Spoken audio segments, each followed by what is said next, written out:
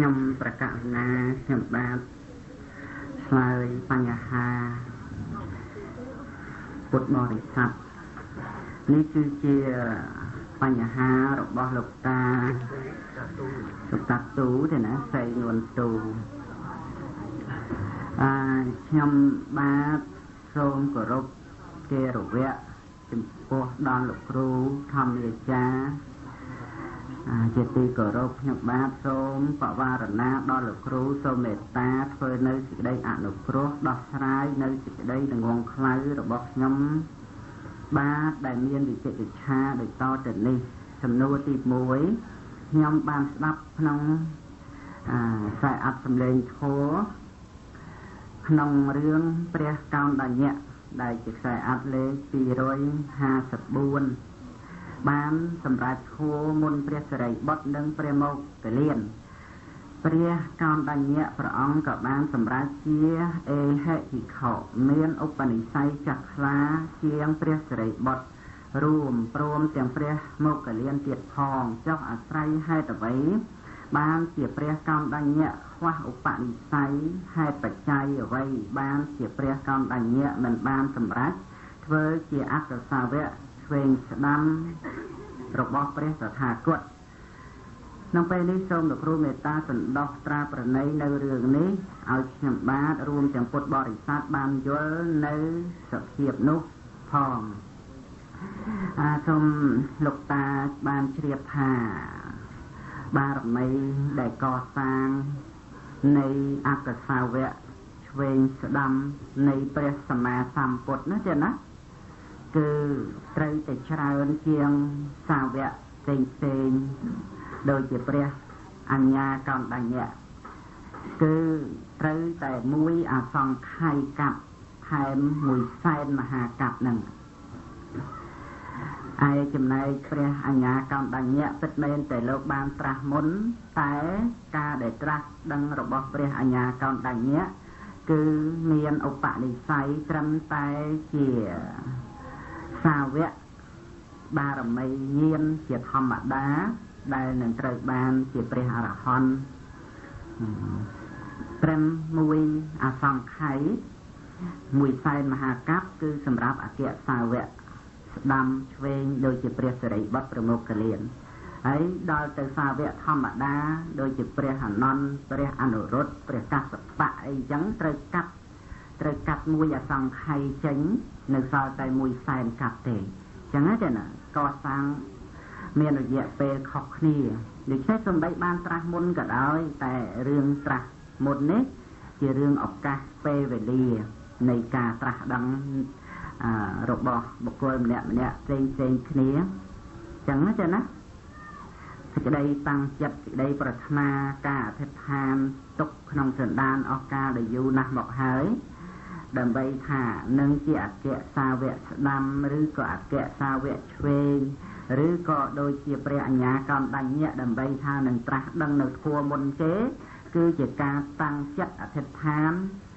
តាំងអំពីដើមមកដែលបានជួបព្រះភ័ក្ត្រព្រះពុទ្ធដែលព្រះអង្គបានជាកថានឹងត្រូវបានត្រាស់ដឹងនៅធម៌មុនគេនេះគឺសម្រាប់ការតាំងចិត្តអធិដ្ឋានមកដូចជាអញ្ញាកោណ្ឌញ្ញៈអីចឹងនឹងរឿងនឹងចឹងផ្សេងគ្នាណាទេណាមិនចំពោះមុនចំពោះក្រោយអីទេនេះគឺនៅលើរឿងការសន្សំក្នុងសន្តានមកព្រះមហាមោគលានជាអគ្គសាវកឆ្វេងទេប៉ុន្តែត្រាស់ដឹងមុនព្រះសិរីបុត្រណាព្រះសិរីបុត្រត្រាស់ដឹងក្រោយព្រះមោគលានតែជាអគ្គសាវកស្ដាំហើយអ្នកត្រាស់ដឹងមុនព្រះសិរីបុត្រមុនព្រះមោគលានច្រើនណាស់ទេណាច្រើនណាស់ច្រើនតាំងអំពីភិក្ខុបញ្ញវគិទាំង5អង្គទៅជាព្រះអរហន្តយកសកលបុត្រសម្លាញ់របស់យក54នាក់ទៀតហើយហូរហែតាមផ្លូវច្រើនណាស់ទេណាច្រើនដល់តែ10000អង្គនោះ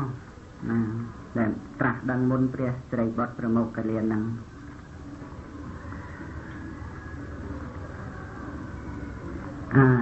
ច្រើនដល់ទៅ1000អង្គបាទមិនតាន់ដល់10000ទេ សំណួរមួយទៀតទី2អានិសង្សត្រៃសិក្ខាទាំង3គឺសិលសមាធិបញ្ញាទាំង3នេះបើពុទ្ធបរិស័ទណាមួយបានអប់រំសតិរលឹកត្រង់ចំលក្ខណៈសភាវៈធម៌សិក្សាបានត្រឹមតែ2នៅខ្វះមួយតើបុគ្គលអ្នកសិក្សានោះបានអានិសង្សរុញច្រានបានដល់ព្រះនិព្វានដែរឬសូមលោកគ្រូមេត្តាធ្វើនៅសេចក្តីអនុគ្រោះដោះស្រាយពីសច្ចនីឲ្យខ្ញុំបាទព្រមទាំងពុទ្ធបរិស័ទបានយល់បានជ្រាបនៅអត្ថៈគឺសេចក្តីអធិប្បាយតាមពុទ្ធធវាទជាស្ថាពរសូមគោរពចំពោះអរិយមគ្គអង្គ8ត្រូវតែមានទាំងសិលទាំងសមាធិទាំងបញ្ញាចឹងទេណាលោកតាអាចដើម្បីសង្គ្រោះបានហើយអរិយមគ្គអង្គ8ហ្នឹងចូលនៅក្នុងសិលសមាធិបញ្ញាដូច្នេះឃើញថាក្នុងការអប់រំចម្រើនសតិប្បដ្ឋានវិបស្សនាគឺជាការអប់រំប្រព្រឹត្តទៅដើម្បីអរិយមគ្គអង្គ8ដូច្នេះអរិយមគ្គអង្គ8ត្រូវតែសង្គ្រោះចូលនៅក្នុងសិលសមាធិបញ្ញាឲ្យតែមានដំណើរបប្រតិបត្តិសតិប្បដ្ឋានវិបស្សនាដូច្នេះសូមលោកតាបានជ្រាបសេចក្តីហ្នឹងទោះជាខំរក្សាសិលយ៉ាងណាក៏ដោយសិលយ៉ាងម៉េចសមាធិយ៉ាងម៉េចតែបើមិនមានសតិប្បដ្ឋានទេនោះគឺមិនអាចប្រព្រឹត្តទៅដើម្បីសិលសមាធិបញ្ញាដែលជាលោកុត្តរៈនឹងបានឡើយត្រូវតែមានសតិប្បដ្ឋានបរិបត្តិណាទេណាជាធម្មតាពុទ្ធបរិស័ទមានការអប់រំនៅសីលបារមីពីអតីតមកហើយនឹងបារមីផ្សេងទៀតរហូតដល់បានសម្រេចទៅជាព្រះអរិយបុគ្គលគឺត្រូវតែមានការអប់រំនៅបារមីសពគ្រប់ដូចជាទានដូចជាសិលដូចជានេក្ខមៈបញ្ញាអីជាដើមទាំងអស់ហ្នឹងប៉ុន្តែក្នុងការដែលបានស្ដាប់ធម៌របស់ព្រះដែលមានពភាយល់ជួយចិត្តក្នុងជីវិតពិតអាចដើម្បីកំណត់ដឹងនៅសភាវៈធម៌បានជាចិត្តឬក៏ជាចេតសិកឬក៏ជារូបគ្រាន់តែជាខណ្ឌបញ្ញកៈប៉ុណ្ណោះជាធាតុពិតចឹងទៅសតិប្បដ្ឋាននឹងឯងនាំមកនៅអរិយមគ្គអង្គ8ធ្វើឲ្យជាក់ច្បាស់នៅព្រះនិព្វានបាននឹងយល់ហើយចាណាលោកតាហើយសំណួរច្រើនទៀតអាត្មាបានចាំនៅកំណាព្យមួយបទរបស់អាចារ្យក្រមងុយសម្ដែងថារីស័ព្ទគិញ្កក់លោតចេញពីភក់មើលទៅគួរស្អប់អួតថាខ្លួនល្អដូចមាសទឹកដប់រាងអញចម្ប្រប់ដូចរាជសីហើយលោកសរសេរកំណាព្យច្រើនទៀតរឿងកំណាព្យនេះខ្ញុំកណាសម្បត្តិមិនដោះស្រាយទេណាតែកំណាព្យខាងលើនេះបើប្រៀបធៀបជាមួយនឹងអ្នកកម្មពុទ្ធសាសនាសម្ដៅដល់បុគ្គលប្រភេទណាខ្លះរឿងកំណាព្យនេះយើងអាចដើម្បីជជែកគ្នាលេងដោះស្រាយតាមឱកាសពេលវេលាទេណាក្នុងការដែលសរសេរបញ្ហាសាកសួរក្នុងកម្មវិធីសិក្សាយើងនឹងយល់ល្អលើកយកព្រះពុទ្ធដីកាយ៉ាងច្រើនក្នុងធម្មបទក្តីឬក៏នៅក្នុងគម្ពីរផ្សេងត្រង់កន្លែងណាដែលគួរយើងលើកយកមកដើម្បីពេកញែកសេចក្តីនៃព្រះពុទ្ធដីកាហ្នឹងវាមានសារៈខ្លឹមសារសំខាន់អញ្ចឹងទេណានេះមិនមែនថាខុសអីទេប៉ុន្តែរឿងបុគ្គលដែលមិនមែនជាធម៌អានៅក្នុងគម្ពីរដូចជាពិន័យប្រសូតឬព្រះអភិធម្មលោកអ្នកដែលរៀបរៀងចងក្រងជាកំណាព្យពាក្យស្លោកអីហ្នឹងគឺជំនួយស្មារតីសម្រាប់យើងនឹកគិតត្រេះរិះពិចារណាផ្សេងទៅអាហ្នឹងនឹងចឹងណារៀបអីចឹងហ្នឹង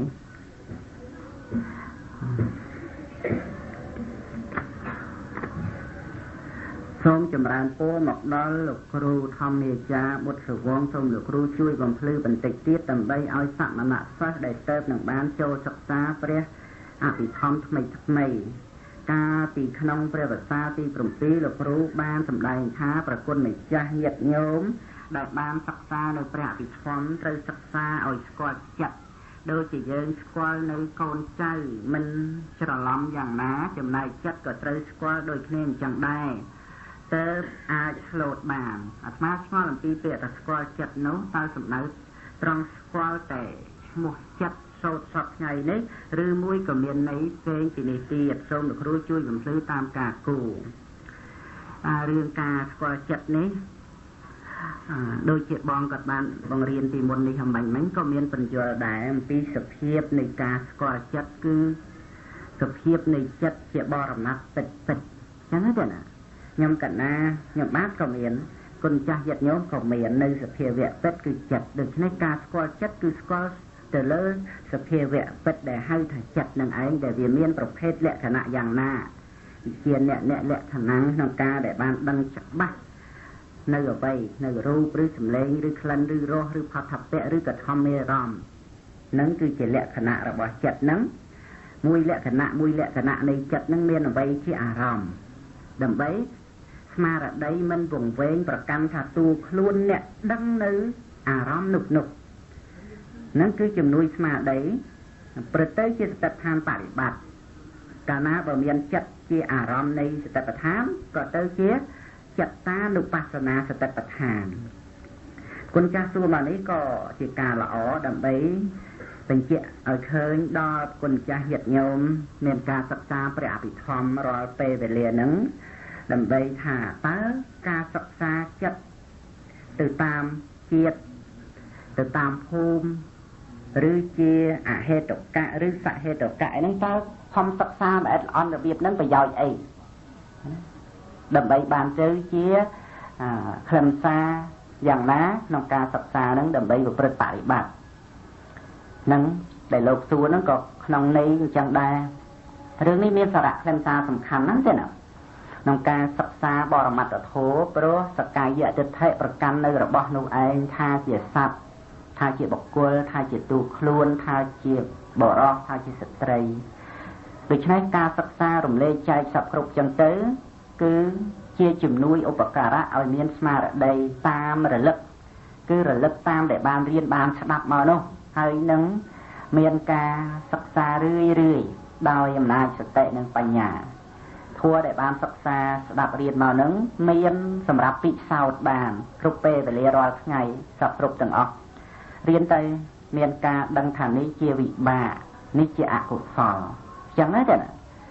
ដល់អញ្ចឹងវាមានហេតុមានបច្ច័យវាសពគ្រប់ធ្វើឲ្យមានសម្មាទិដ្ឋិណាសម្មាទិដ្ឋិការយល់ត្រូវតាំងពីថ្នាក់ស្ដាប់ថ្នាក់រៀនថ្នាក់គិតពិចារណាហើយត្រង់ផ្លូវមិនវង្វេងអ្នកដទៃក៏ដឹកនាំទៅរកផ្លូវខុសមិនបានដែរកាលណាបើរៀនព្រះអភិធម្មនឹងឯងមានការស្គាល់បរមត្ថធម៌តាមពិតហើយឧទាហរណ៍ដូចជាយើងមានសេចក្តីទុកក្រៀមក្រំលំបាកហើយភ័យព្រួយក្នុងរឿងអ្វីផ្សេងៗយើងទៅបន់ព្រះឲ្យជួយឬក៏បន់ជីដូនជីតាមកកងអីដើម្បីឲ្យជួយអាហ្នឹងមកពីអីមកពីយើងមិនស្គាល់សភាវៈទៅតាមសេចក្តីពិតធ្វើឲ្យមានការវង្វេងទៅចឹងឯងតែយើងបានសិក្សាព្រះអភិធម្មទៅយើងយល់ការដែលយល់បន្តិចម្ដងនឹងឯងនាំឲ្យបានចម្រើននៅសម្មាទិដ្ឋិគឺការយល់ត្រូវនឹងរឹតទៅច្រើនឡើងជាមួយគ្នានឹងការអប់រំចម្រើនសតិប្បដ្ឋានវិបស្សនាបានដឹងថាវិបាករបស់កម្មដូចជាការឃើញរូបយើងបានរៀនមកចក្ខុវិញ្ញាណបើថារូបនឹងមិនល្អទេចក្ខុវិញ្ញាណនឹងវាជាអកុសលវិបាកឬសំឡេងបើថាសំឡេងនឹងមិនល្អទេសោតវិញ្ញាណនឹងវាជាអកុសលវិបាកធំក្លិនដឹងរសដឹងថតថាប់ទេអីនឹងបើអារម្មណ៍មិនល្អជាអនិច្ចាអារម្មណ៍អាហ្នឹងគឺវិញ្ញាណនឹងវាជាអកុសលវិបាកហើយអកុសលវិបាកយើងទៅបន់ព្រះឲ្យជួយបានទេទោះបីតែព្រះសម្មាសម្ពុទ្ធព្រះអង្គផ្ទាល់នឹងក៏ហាមមិនបានផងអកុសលវិបាកសម្រាប់ព្រះសម្មាសម្ពុទ្ធមានគ្រប់ទាំង7ណាទេអត់មានខ្វះមួយទេព្រះអរហន្តទាំងឡាយផ្សេងក្នុងអត្តភាពជាមនុស្សនេះគឺតែមានភ្នែកជាច្រមុះណាតកាយមានហតិយវត្ថុរូបដែលជាទីអាស្រ័យនៃវិញ្ញាណធាតុទាំង7នឹងហើយគឺថាអកុសលវិបាកកើតបានគ្រប់ទាំង7ព្រះសម្មាសម្ពុទ្ធមានអកុសលវិបាកដែរចា៎ឃើញរូបមិនល្អរូបជាអនិច្ចាថាអារម្មណ៍ដូចជារូបសត្វទេឆានរូបនរករូបប្រែតអីយ៉ាងណាការដែលព្រះអង្គទ្រង់ឃើញទ្រង់ឮសពគ្រប់ទាំងអស់គុណចាស់ញាតិញោមសិក្សាហូហែមកជ្រាបហើយយើងទៅបន់ព្រះឲ្យជួយកុំឲ្យយើងមានអកុសលវិបាកព្រះជួយបានទេតែយើងរៀនយល់ទៅគឺវាអត់មាននឹកថាទៅបន់ព្រះឲ្យជួយយ៉ាងម៉េចបានព្រោះរឿងអកុសលវិបាកវាជាផលដ៏ឆ្អិននៃអកុសលកម្មទៅឲ្យអ្នកណាជួយបាន ហើយចំណែកសេចក្តីព្រួយចិត្តភ័យខ្លាចបារម្ភវាជាអកុសលចិត្តរបស់យើងហើយយើងទៅបណ្ណាឲ្យជួយបានក្រៅពីស្ដាប់ប្រធមអប់រំចម្រើនបញ្ញាយល់ពីហេតុពីផលដោះស្រាយសេចក្តីភ័យព្រួយបារម្ភកង្វល់ផ្លូវចិត្តខ្លួនឯងហ្នឹងយើងទៅបណ្ណាដើម្បីថាឲ្យខ្ញុំសប្បាយចិត្តឡើងឈប់ភ័យឈប់ព្រួយយើងបន់មិនបានទេប៉ុន្តែយើងអត់យល់យើងអត់ដឹងថានេះជាវិបាករបស់កម្មដូចជាអកុសលវិបាកនេះជាសភាពនៃអកុសលចិត្តរបស់ខ្លួនយើងទេយើងអត់យល់ដល់យើងអត់យល់អញ្ចឹងយើងស្មានតែចង្រៃឧបទ្រពនឹងទៅបន់ព្រះឲ្យជួយបានឬទៅធ្វើអីស្រោចទឹកចាក់ទឹកអីហូរហែអញ្ចឹងទៅអាហ្នឹងមកពីអីថាមកពីយើងមិនយល់អំពីធម៌ទាំងអស់ហ្នឹងវាមានហេតុរបស់វាហើយយើងអត់ទៅដោះស្រាយហេតុហ្នឹងហើយយើងក៏ទៅចងេងចងាងទៅប្រេះប្រដាស់អាហ្នឹងឯងគេហៅថាវង្វេងយល់ទេអញ្ចឹងទេដល់យើងរៀនទៅយើងអត់វង្វេងអញ្ចឹងទេធម៌វាមានហេតុសពគ្រប់ទាំងអស់សិតតែមានហេតុហើយយើងយល់អំពីហេតុអញ្ចឹងទៅដូចជារឿងវិបាករបស់កម្មគឺជាធម្មតាសូម្បីព្រះសម្មាសម្ពុទ្ធក៏មានដែរទាំងកុសលវិបាកទាំងអកុសលវិបាកជាធម្មតាតែព្រះអង្គមានប្រតិបរិសុទ្ធស្អាតព្រោះព្រះអង្គមានបញ្ញាហើយដែលយើងខំសូត្រអរហង្គព្រះអង្គទ្រង់ប្រណិនាមថាអរហង្គព្រោះព្រះអង្គមានប្រតិបរិសុទ្ធឆ្ងាយចាកអំពីកិលេសលោភៈទោសៈមោហៈដែលជាសត្រូវនឹងស្ងប់រងាប់មិនមានក្នុងប្រតិសន្តានព្រះអង្គដែលយើងសូត្រថាយើងថាទៅអីគឺថាដើម្បីឲ្យយើងបានជ្រាបថាដែលអាចមានប្រតិស្អាតបរិសុទ្ធអញ្ចឹងវាតើតែមានបញ្ញាព្រឹកទៅតាមអរិយមេអង្គ8អញ្ចឹងយើងក៏ត្រូវតែមានការប្រព្រឹត្តបរិបត្តិតាមអរិយមេអង្គ8នឹងដែរទៅជួបកន្លែងស្អាតកន្លែងបរិសុទ្ធនឹងមានចាំបាច់បន់ណាឲ្យមកជួយទៀតបន់ព្រះហ្នឹងក៏មិនបន់ដែរមិនដឹងជាថាបន់យ៉ាងម៉េចមិនដឹងជាថាមកជួយយ៉ាងម៉េចវាអត់មានហេតុផលអីទៅកើតអញ្ចឹងទេណាហើយរឿងផ្សេងទៀតធ្វើឲ្យយើងភ្លឺស្វាងល្អណាស់ក្នុងការសិក្សាព្រះអភិធម្មណាទេណាហើយស្ដាប់ក្នុងរឿងសតិប្បដ្ឋានវិបស្សនាដែលមានការសម្ដែងជំនួយស្មារតីរាល់ពេលវេលាបងក្តីខ្ញុំកណ្ដាលខ្ញុំបាទក្តីក៏មានការសម្ដែងញឹកញាប់គឺគុណចាស់ញាតិញោមសិក្សាព្រះអភិធម្មអាចស្ដាប់យល់បានដូចជាពាក្យថាសភាវៈធัวក៏ដឹងថាធัวដែលអញបានរៀនមកយ៉ាងនេះហើយរបស់ហ្នឹងហៅថាសភាវៈហ្នឹងវាមានក្នុងជីវិតប្រចាំថ្ងៃជាអារម្មណ៍នៃសតិរលឹកឬក៏ពាក្យផ្សេងទៀតដូចជាមហកតធัวក៏ស្ដាប់បានរូបាវចរៈស្ដាប់បានកាមាវចរៈស្ដាប់បានអារម្មណ៍ក៏ស្ដាប់បានតែយើងអត់រៀនណាសំបីតែពាក្យថាអារម្មណ៍ហ្នឹងយើងអត់ដឹងថាម៉េចផងដឹងខុសទៀតយើងច្រើននិយាយថាសតិអារម្មណ៍ហ្នឹងគឺសំដៅទៅលើការរវើរវាយការនឹកគិតយើងថានឹងឯងអារម្មណ៍នេះច្រើនណាស់នៅសពថ្ងៃណានិយាយគ្នាតាមវិទ្យុទូរទស្សន៍អីផ្សេងនិយាយខុសពាក្យថាអារម្មណ៍នឹងឯងតាមពិតអារម្មណ៍គឺអ្វីដែលចិត្តដឹងតែអ្នកដែលនិយាយពីអារម្មណ៍ហ្នឹងមិនសំដៅទៅលើអ្វីដែលចិត្តដឹងទេនិយាយអំពីអារម្មណ៍ហ្នឹងគឺសភាពនៃការត្រេះរិះនឹកគិតរវើរវាយសតិអារម្មណ៍អីផ្សេងសំដៅទៅលើនាមធម៌ដែលនឹកគិតនឹងឯងដូច្នេះគឺការដែលយើងរៀនយើងសិក្សាយើងស្ដាប់យល់ចូលចិត្តច្បាស់មិនវង្វេងហើយយើងស្ដាប់ធัวអាទេសនាអីហោហែអញ្ចឹងទៅចេះតែស្ដាប់បានស្រួលណាទេណាយើងអាចដើម្បីយល់ពាក្យផ្សេងទៅបានយើងរៀនហើយបាលីនៅក្នុងព្រះអភិធម្មហ្នឹងបងអីគាត់បង្រៀនគាត់បានបញ្យល់ហោហែពាក្យមួយក្នុងសិភៅបានចម្លងបានសរសេរកត់ត្រាមកមានបញ្យល់អាចដើម្បីថាពាក្យបាលីក្នុងព្រះអភិធម្មហ្នឹងយើងអាចចេះប្រែបានច្រើនអញ្ចឹងណាទេណាយើងអាចចេះបានពាក្យបាលីហ្នឹងគុណចាស់ចូលសិក្សារៀនដំបូងថាដូចជាមិនចេះបាលីដោយរៀនអភិធម្មមិនកើតអាចដើម្បីថារៀនទៅស្ដាប់ទៅសាកសួរទៅពាក្យផ្សេងនៅក្នុងហ្នឹងពិតមែនតែបាលីតែអាចមានទំនងសិក្សាចេះទៅបាននឹងបើប្រគុណចាស់អាចដើម្បីចេះបាលីស្រាប់ផងរឹងរឹតតែស្រួលរៀនទៅទៀតព្រះអភិធម្មទេណាដូច្នេះនៅក្នុងសេចក្តីនេះខ្ញុំប្រកាសថាខ្ញុំបាទ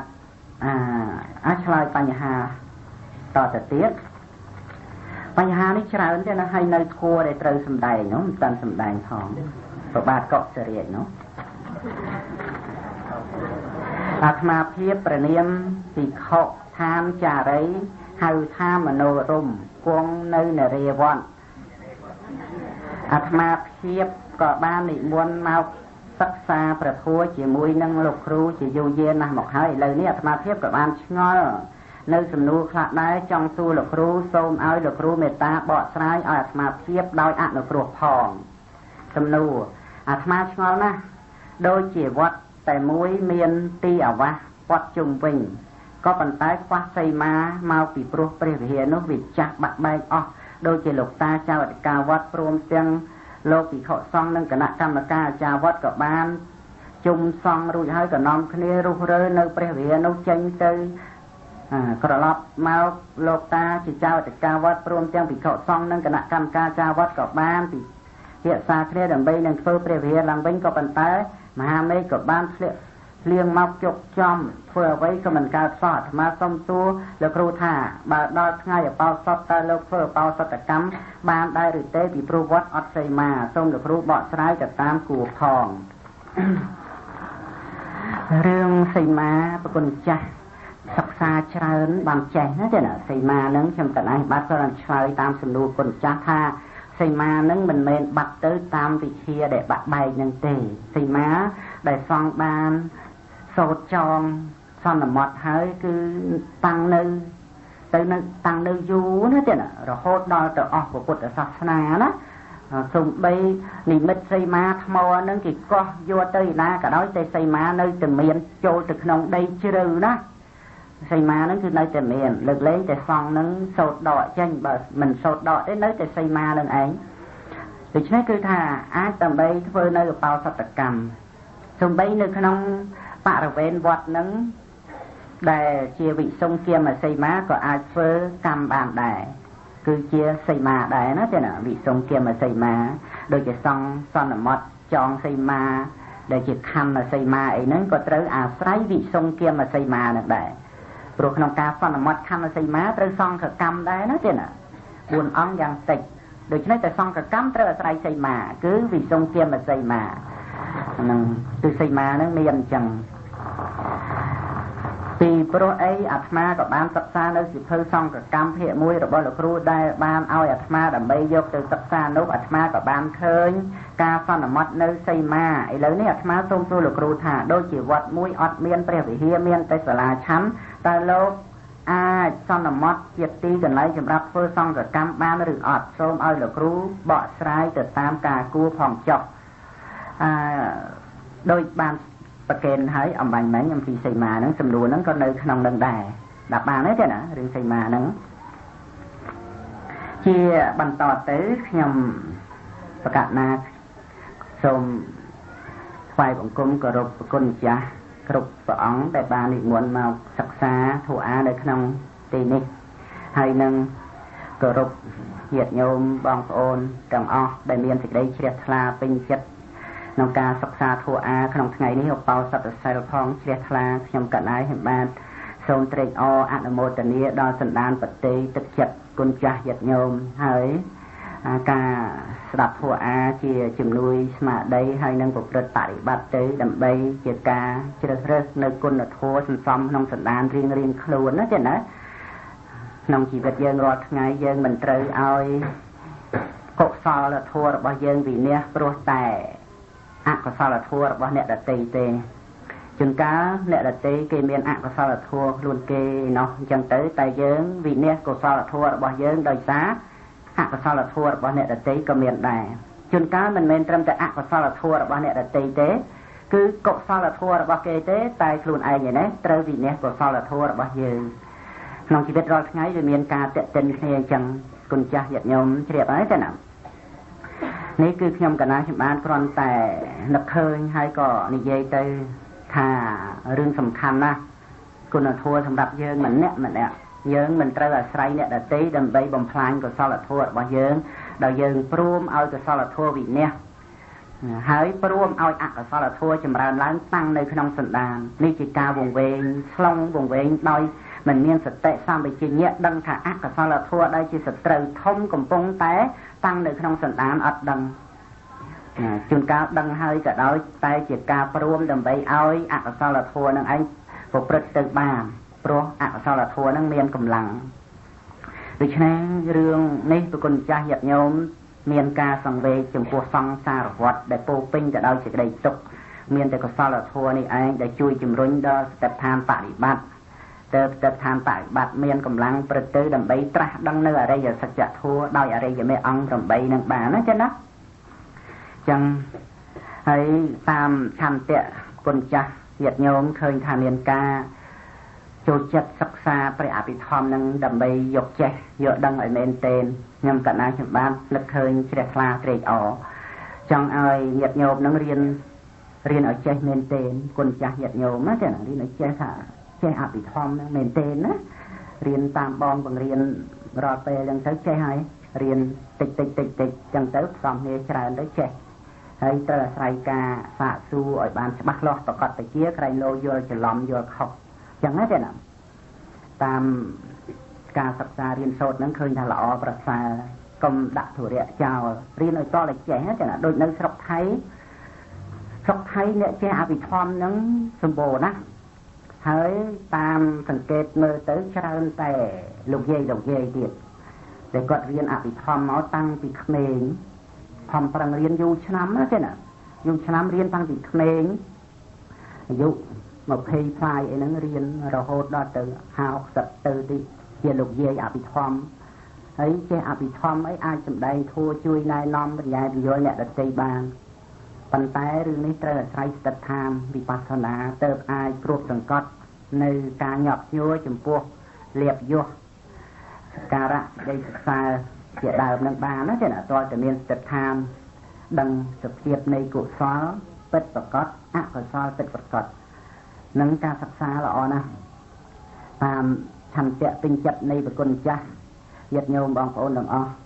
ឃើញថាក្នុងការសិក្សារៀនសូត្រហ្នឹងទាំងបងអ្នកបង្រៀនហ្នឹងក៏ពេញចិត្តសម្បើមណាស់ដែរព្រោះជំនួយស្មារតីខ្លួនគាត់ផងក្នុងការបង្រៀនហើយជាបុណ្យកុសលមួយដ៏លើសលប់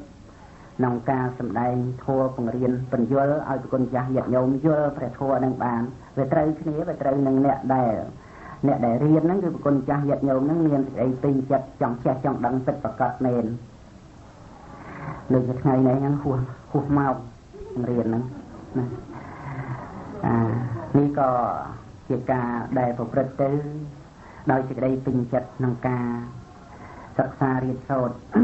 ក្នុងវត្តសាហ្នឹងបើតាមដែលអាចប្រព្រឹត្តទៅបានខ្ញុំប្រកាសថាខ្ញុំបានទុកពេលសម្រាប់បន្តការសិក្សារៀនព្រះអភិធម្មនឹង1 ម៉ោងរាល់ពេលអញ្ចឹងទៅកុំឲ្យវាបាច់ណាទេណាខ្ញុំគ្រាន់តែសម្ដែងធម៌1 ម៉ោងដែរអញ្ចឹងទៅក៏បាននឹងព្រោះការសិក្សារៀនសូត្រហ្នឹងយឺតប៉ុន្តែដើម្បីចេះវាដល់តែយឺតអញ្ចឹងលឿនពេកមិនចេះលឿនពេកទៅខ្ញុំកណ្ណាខ្ញុំបាទបង្រៀនមកចេះទៅមុខទៅធัวនៅមុខច្រើនចេះទៅចោលញាតិញោមអស់ញាតិញោមមកចេះតែមកទៅរៀនទៅវិញអត់ចេះចឹងច្រើនឆ្នាំមកហើយឥឡូវបានរៀនជាមួយបងរៀនយឺតចេះហ្មងចេះចង់ខ្ញុំបំពេញតាមចំណង់ចំណូលសេចក្តីពេញចិត្តក្នុងភាសាហ្នឹងរៀនតទៅ1 ម៉ោងរាល់ពេលរៀនហ្នឹងទៅណាខ្ញុំគ្រាន់តែសម្ដែងធัวមកកសែត60ហ្នឹងទុកដាក់តាមវិទ្យុបាត់ដំបង